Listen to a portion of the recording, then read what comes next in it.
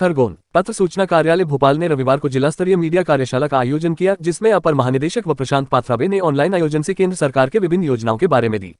कार्यक्रम में कलेक्टर शिवराज सिंह वर्मा ने कहा, शासन की योजनाएं आमजन तक पहुंचे, इसमें मीडिया की महती भूमिका होती है। प्रशासन जहां योजनाओं का जमीनी स्तर पर क्रियान्वयन करता है, वहीं मीडिया उसका आंकलन कर योजना के जमीनी स्तर पर मिल रहे लाभ, समस्या और खामियों का आंकलन करता है, जिससे हितग्राही तक योजना का लाभ पहुंचाने में आसानी होती है। एसपी धर्मवीर सिंह ने कहा कि वर्तमान युग आधुनिक क्रांति का है, कुछ ही पलों में सूचनाओं का आदान प्रदान हो जाता है। ऐसे में पत्रकार अपनी सूझबूझ से अफवाह फैलने से रोक सकते हैं। आपकी सही जानकारी संवेदनशील मामलों को बढ़ने से रोक सकते हैं। पीआईओ उपनिदेशक सत्येंद्र शरण ने कार्यशाला का उद्देश्य बताते हुए कहा कि यह कार्यशाला मीडिया से रूबरू होकर संवाद करने के उद्देश्य से रखी गई है। इसमें आपके द्वारा दिए सुझाव भी सरकार तक पहुंचाएंगे।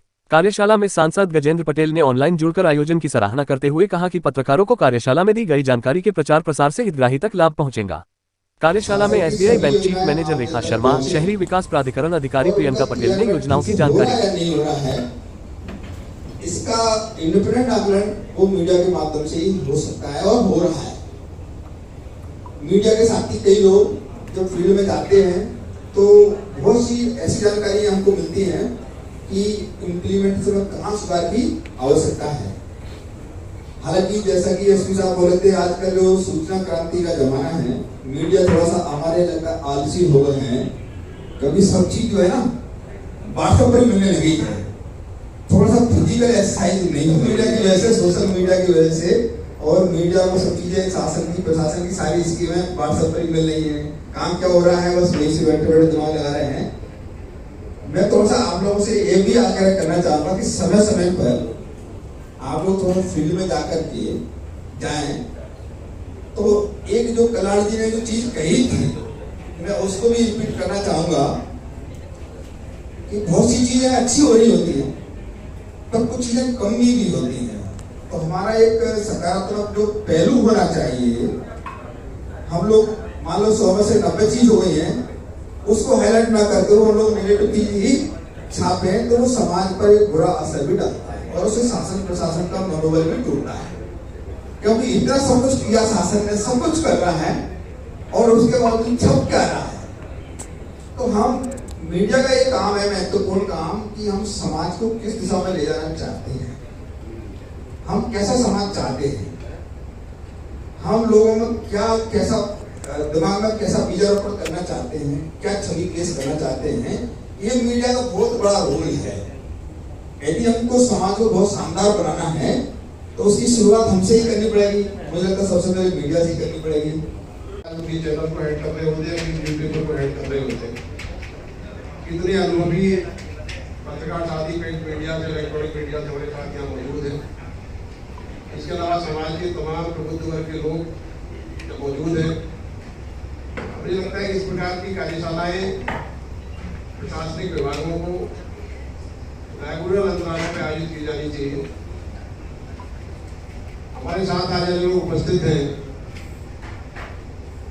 उनकी प्रशासनिक व्यवस्थाओं में या किसी भी जिले के विकास में, किसी भी जिले की जो पॉजिटिव एनर्जी है, तो सकारात्मक ऊर्जा को दिशा देने में जितना महत्वपूर्ण योगदान आज मीडिया का है। आज हम उस युग में जी रहे हैं जहां आपका लिखा हुआ एक शब्द न केवल जिला, प्रदेश और अंतर्राष्ट्रीय स्तर तक पहुंचता है। आपका लिखा हुआ एक संदेश इतनी तेजी से वायरल होता है कि उसको कंट्रोल कर पाना जस्ट इम्पॉसिबल है। इलेक्ट्रॉनिक मीडिया की हम क्रांति में जी रहे हैं, सूचना की क्रांति में जी रहे हैं। इस युग में जब संचार के इतने जबरदस्त माध्यम है, हमारी जिम्मेदारी और अधिक बढ़ जाती है। हमारी जिम्मेदारी अपने शहर के हर नागरिक के प्रति है। हमारी एक बड़ी जिम्मेदारी है। खरगोन की अगर मैं बात करूं, खरगोन न केवल शहर बल्कि पूरा जिला कानून व्यवस्था की दृष्टि से बहुत ही संवेदनशील जिला है। या कहीं न कहीं समाज में विश्वास के भरोसे की कमी आई है। समाज के विभिन्न वर्गों के बीच, विभिन्न समुदायों के बीच हम कैसे भरोसा, विश्वास, सद्भाव कायम कर पाए, आज की पीढ़ी की जिम्मेदारी है। आज की हमारी पीढ़ी जो बोएगी वही आगे आने वाली पीढ़ियां काटेंगी। हम अपनी जिम्मेदारी से बच नहीं पाएंगे। पिछले साल खरगोन जिले के जो हालात थे, खरगोन के स्थानीय मीडिया के साथियों ने जो भूमिका निभाई, जिस प्रकार का धैर्य और गंभीरता का परिचय दिया, वो एक मिसाल है। वो हर जगह नहीं मिलता है। कठिन समय में, कठिन परिस्थितियों में संयम रखना। मैं जानता हूं कि आप लोगों के ऊपर आपके मीडिया हाउस से, चैनल हेड से कितना दबाव रहा होगा चीजों को लेके, न्यूज आइटम्स को है कि जिलों में जो मीडिया के क्षेत्र में लोग काम कर रहे हैं, उनसे एक रूबरू संवाद करना,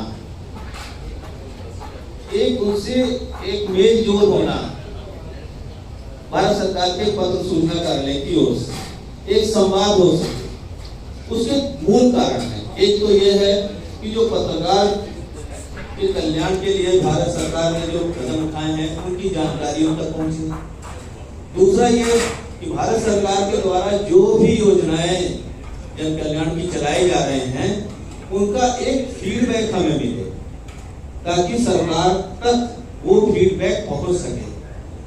क्योंकि सरकार मीडिया के माध्यम से ही आम जन के जो फीडबैक है वो हासिल करती है।